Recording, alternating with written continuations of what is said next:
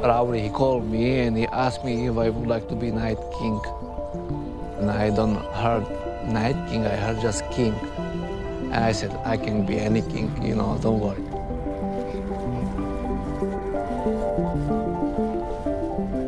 I think he's angry. He don't want to be Night King. The children of Forest, they changed him. And now he's, okay, you want me to be Night King? Okay, now I kill you.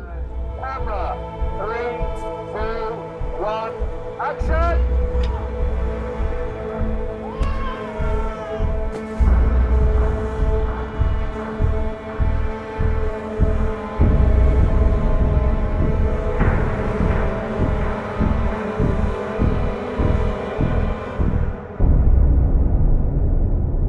Instead of it being a death like that, it's just a, before you even get to be surprised. So let's just practice dropping that knife. Ready? Yeah, okay, that's good. That really helps. You should be on him all the time. Yeah. Miguel, he showed me the way. Move from A to B. It looks like easy, but definitely it's not so easy. So sometimes I realize be actor is not easy to be. It's better to be stuntman. Hi everyone, it's Charlie. This is going to be my video for the Game of Thrones Season 8 bonus episode that they aired last night, providing a whole bunch of extra context for the characters. We learned a whole bunch more about the Night King. There was some funny moments, so we'll break it all down. If you're brand new to the channel, be sure to subscribe to get all the Song of Ice and Fire, Game of Thrones videos. I'll be doing videos for the prequel series in the next week or so. They're shooting that right now, and then obviously HBO is going to air His Dark Materials and Watchmen later this year. I'll be doing videos for that stuff too. I'll just remind everybody about the big stuff that's coming, like the Amazon Lord of the Rings series at the end of the video. Also changing the giveaway to something different at the end of the video too. Careful for spoilers for everything through Season 8. I'm assuming most of you have probably seen it by now, but top 10 WTF and Easter eggs, starting with number 10. The actors got their scripts for the final season 3 days before the first table read, which you're actually seeing play out right here. Not everybody chose to read the scripts though. Kit Harington is actually one of the prime examples of somebody who didn't read through every single one of his scripts before they sat down to look at it for the first time. You watch him here learning about the scene at the end where he kills Daenerys for the first time. As he actually reads through it, his reaction is priceless. So it all starts with Tyrion's conversation with Tyrion trying to convince Jon Snow to kill Daenerys. Then they sort of cut right to the actual scene where he's doing the deed with Daenerys in the Iron Throne room before Drogon burns the Iron Throne. Standing before the Iron Throne, Dany steps forward and kisses the man she loves. A perfect kiss. Their eyes closed, his hand behind her head, her hand on his cheek. Dany's eyes open suddenly as she draws a sharp breath. Jon's eyes open as well, already filling with tears. For a moment, neither moves, as if moving will make this real. We see Jon with his hand still on the hilt of the dagger he just lodged in Dany's heart.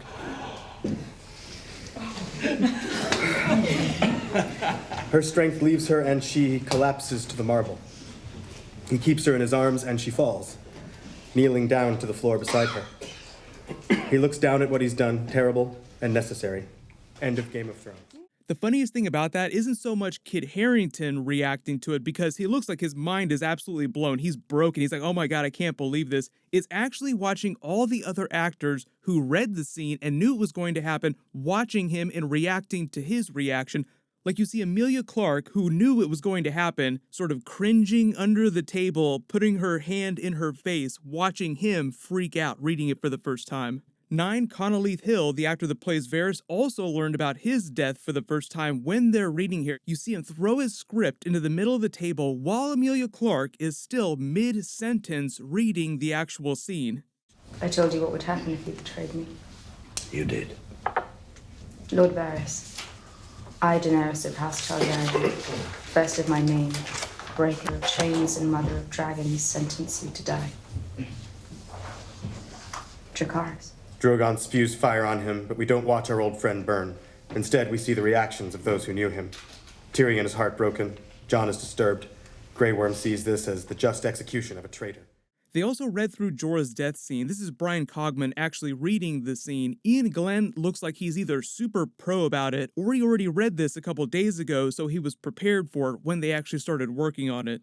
Really cool side note too, Brian Cogman here, the person who was reading that scene, has been a writer on the show for a long time. He's sort of the Song of Ice and Fire book expert on the writing staff, who was also responsible for answering really specific questions about characters when they were writing new seasons. He was working on one of the Game of Thrones spin-offs that they decided not to do early on. Maybe that was the adult Arya in the West series that George R. Martin has talked about, because he has talked about doing a sequel with Arya to his Song of Ice and Fire story once he finishes Dream of Spring, but obviously that's a long ways off. Because they're not doing his sequel series, he's actually gone on to Amazon's Lord of the Rings series. We won't be getting episodes for that for a while because they don't start shooting it till later this year. Obviously, I will do Lord of the Rings episode videos, but I don't think it's going to get here till like the very end of next year or 2021. So we'll be watching the Witcher Netflix series, the Watchmen HBO series, Rick and Morty Season 4, and the Game of Thrones prequel series before Lord of the Rings gets here. Number 8, the very first scene that they filmed for Season 8 was Samwell learning that Daenerys burned his father and brother for the first time. You can actually see them rehearsing here with David Nutter, probably one of the best directors that they've ever had on Game of Thrones.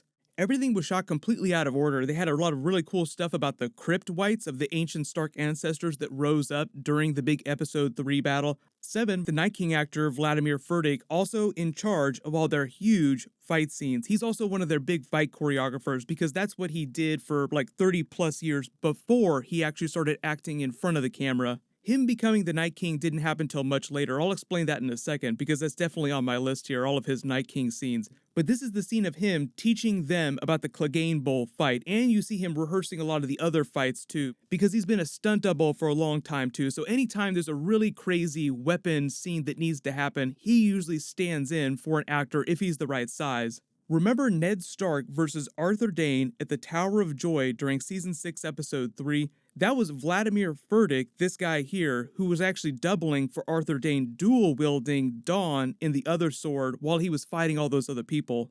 This is the scene of him doing it in real time.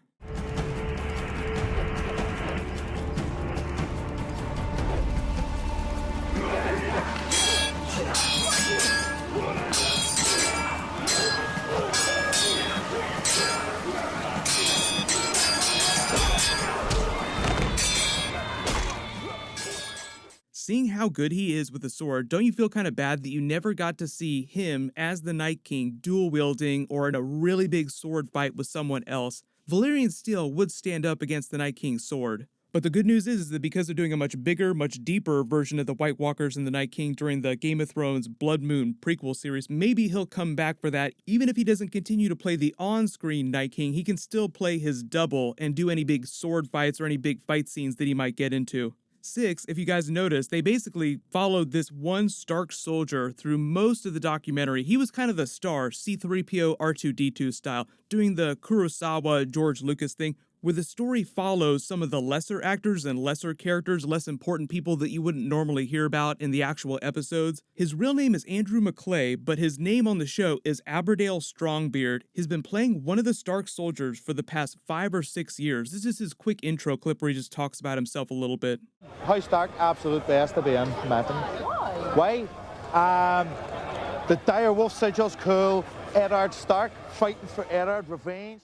There's a scene at the end of the documentary where he's sort of closing up shop, getting ready to leave for the final time, talking about the very first time he came to audition and how his house almost burnt down in a fire, but he still made it to work the next day. Like, that is hardcore dedication right there. 5, this same actor also talks about the big battle scene and gives you some more context for how big their armies were. And this is actually a bit of a surprise for me. So he says that there were 120,000 whites in the Night King's White Walker army against their 18,000 combined forces. So that means that when you add the Unsullied, the Dothraki, the Northern soldiers, including the Knights of the Vale and the Stark soldiers, they only have 18,000 people in and around Winterfell. And then what happened is after the battle, even though it seemed like all the Dothraki were dead, basically by the time you get to the big battle in episode 5 in the finale, they're supposed to be at 50% of their original strength. So I know it was really weird when you go from episode 3, where it seems like most of them are dead, to this final scene with Daenerys giving her big dictator speech, and it seems like they just completely respawned all the Dothraki and all the Unsullied. The Night King actor also talks a little bit about his death scene with Bran. They actually have a really funny moment here. If you've ever watched that HBO show Extras, it's just a funny scene about all the lesser actors on TV shows done as a half-hour comedy. They could actually do a show like that just with Game of Thrones extras. They called you a bit early, Vlad. Classic. It's the movie business. Yeah. Waiting, 1 hour, Hurry 2 up and hours. wait, Then yeah. hurry up, do something. Okay, and then again, wait. Yeah. Kill him. Yeah, and kill then him. wait. For really important context, though, because they're filming the scene of Arya killing the Night King, is that they explain when they're reading through the script that she's actually jumping off a giant pile of whites that's in the background that you just can't see. Obviously, the way they filmed it is they have her on a harness and she's flying through the air. But within the actual scene, Arya is jumping off a pile of dead whites, and that's how she winds up getting so high in the air. So it makes a little more sense. Usually you only see that stuff if you read the scripts, and sometimes they don't always make those available publicly. If you really like to dig that deep into stuff, George R. R. Martin's scripts for the Game of Thrones episodes that he wrote on the series are fascinating. They have so many extra notes and deleted scenes that they never actually wound up filming. I might do a separate video about that at some point. There's a lot of stuff that George R. R. Martin wanted to put in his Game of Thrones episodes that he just never wound up getting to, either because it was too expensive, or because it wound up being a character that they didn't bring onto the show, or because it gave away a big twist that was happening later on, or gave you too many clues about something that they were planning on doing.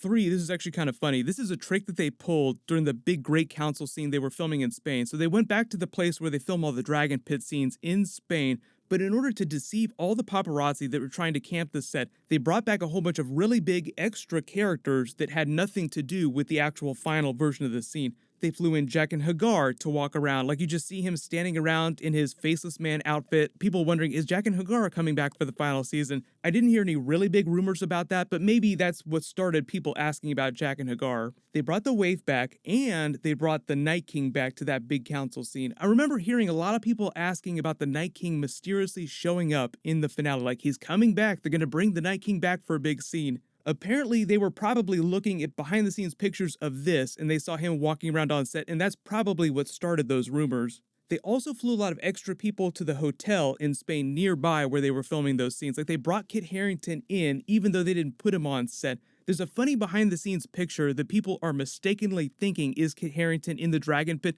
putting makeup on Arya. Like, why is Kit Harington doing Arya's makeup here? He does look a lot like Kit Harington, but that's because he's Kit Harington's Jon Snow stand-in. So that's why he's doing Arya's makeup here. It's just there to deceive the paparazzi. I think they also flew the actor that plays Rhaegar Targaryen into the hotel, but I don't think I ever saw him on set or anything like that. 2, this is the final scene of the Night King. It was just him doing that big aerial dragon fight. They were just doing a little bit of extra stunt work and green screen stuff for that for when Daenerys knocks him off of Viserion's back and he falls all the way to the ground.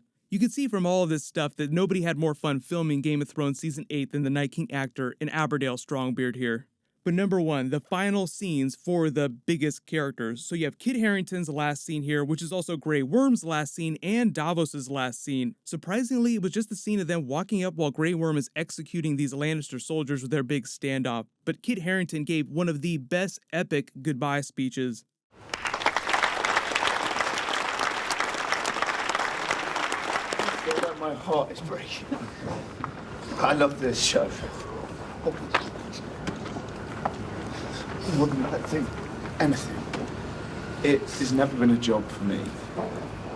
It's been my life, and this will always be the greatest thing I'll ever do and be a part of. And you've all been just my family. I love you for it, and thank you so much. Interestingly enough, Daenerys' last scene was not her actual death scene. It was just a green screen insert of the waterfall scene from episode 1 after they dismount the dragons. There are a couple other Game of Thrones bonus videos that I'm working on. I'll also start doing prequel series videos as we learn more about that. But don't forget, we also have The Witcher Netflix series coming up later this year, Amazon's Lord of the Rings series, HBO's Watchmen TV series, Rick and Morty Season 4, and a whole bunch of other really big stuff. I'll also be doing Westworld Season 3 videos when that comes back next year too. I've gotten a lot of questions about Westworld, so don't worry about that. Leave all your bonus video requests in the comments below if there's any really big questions you still have about big plot points or mythology or anything like that. Let me know in the comments if you want me to change the weekly Game of Thrones giveaway to something else too besides HBO Now, like the books, the Blu-rays, whatever you guys want. But I'll say congratulations to last week's giveaway winner, Aiden Rahimi. Please email me on the About page of my channel so I can get your details. Click here for my Game of Thrones finale Q&A, and click here for my Game of Thrones Season 8 deleted scenes and alternate ending video. Thank you so much for watching. Everybody stay awesome. I'll see you guys tonight.